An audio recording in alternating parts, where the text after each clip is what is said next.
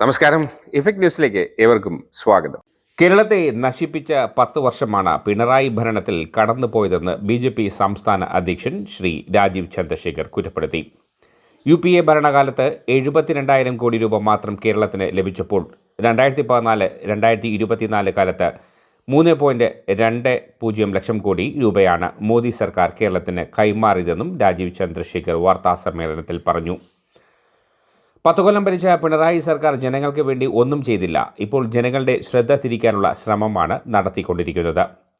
10 വർഷം കൊണ്ട് എന്ത് ചെയ്തു എന്ന് പറയേണ്ടതിനു പകരം കേന്ദ്ര സർക്കാർ പണം തന്നില്ല എന്ന് നുണ പ്രചരിപ്പിക്കുകയാണ്. തദ്ദേശ തിരഞ്ഞെടുപ്പിൽ പരാജയം നേരിട്ടപ്പോൾ നിയമസഭാ തിരഞ്ഞെടുപ്പിന് മുമ്പ് പുതിയ തട്ടിപ്പുമായി വന്നിരിക്കുകയാണ്. കിഫ്ബി, പെൻഷൻ കമ്പനി, പൊതുമേഖലാ സ്ഥാപനങ്ങളുടെ കടബാധ്യത എന്നിവ മൂലമാണ് കേരളത്തിൻ്റെ കടമെടുപ്പ് പരിധി തീർന്നു പോകുന്നത്. അല്ലാതെ കേന്ദ്ര സർക്കാർ കടപരിധി വെട്ടിക്കുറയ്ക്കുന്നതല്ല. വികസിത കേരളം, സുരക്ഷിത കേരളം, വിശ്വാസ സംരക്ഷണം എന്ന വിഷയങ്ങൾ ചർച്ച ചെയ്യാൻ BJP പിണറായി വിജയനെ ക്ഷണിക്കുകയാണ്.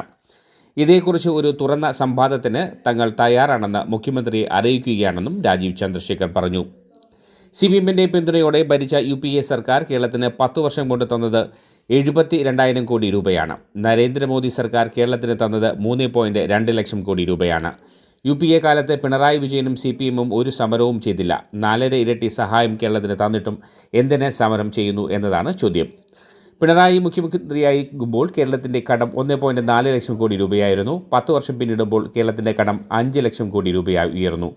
കഴിഞ്ഞ 10 വർഷം കൊണ്ട് 7 ലക്ഷം കോടി രൂപ കേന്ദ്രം നൽകിയിട്ടും പിണറായി സർക്കാർ രാജ്യത്തെ ഏറ്റവും കൂടുതൽ തൊഴിലില്ലായ്മയുള്ള, ഏറ്റവും കൂടുതൽ വിലക്കയറ്റമുള്ള സംസ്ഥാനമാക്കി കേരളത്തെ മാറ്റിയെന്നും രാജീവ് ചന്ദ്രശേഖർ പറഞ്ഞു. പിണറായി വിജയൻ പറയുന്നത് 12,000 കോടി രൂപ കേന്ദ്രത്തിൽ നിന്ന് കിട്ടിയിട്ടില്ലെന്നാണ്. യൂട്ടിലൈസേഷൻ സർട്ടിഫിക്കറ്റ് നൽകാത്തതാണ് അതിനു കാരണം. സഖാക്കന്മാർക്ക് തോന്നിയപടി ചിലവഴിക്കാനുള്ള സഹകരണ ബാങ്കല്ല കേന്ദ്ര ധനമന്ത്രാലയമെന്ന് മനസ്സിലാക്കണം. 16,000 കോടിയുടെ കേന്ദ്ര പദ്ധതികളാണ് പിണറായി സർക്കാർ ചവിട്ടി വെച്ചിരിക്കുന്നതെന്ന് CAG തന്നെ പറഞ്ഞിട്ടുണ്ട്. ഇന്നും 54,000 ലക്ഷം വീട്ടിൽ കുടിവെള്ളമില്ല. 6,000 കോടി കരാറുകാർക്ക് കൊടുക്കാൻ സർക്കാരിന് കാശില്ല. 45,000 പേർ ഇന്നും കോളനികളിൽ ജീവിക്കുന്നു. ജനങ്ങളെ പറഞ്ഞു പറ്റിക്കുന്ന പരിപാടി പിണറായി സർക്കാർ അവസാനിപ്പിക്കണമെന്നും രാജീവ് ചന്ദ്രശേഖർ പറഞ്ഞു. സംസ്ഥാന ജനറൽ സെക്രട്ടറിമാരായ MT രമേശ്, അഡ്വക്കേറ്റ് സുരേഷ്, അനൂപ് ആൻ്റണി എന്നിവരും വാർത്താ സമ്മേളനത്തിൽ പങ്കെടുത്തു.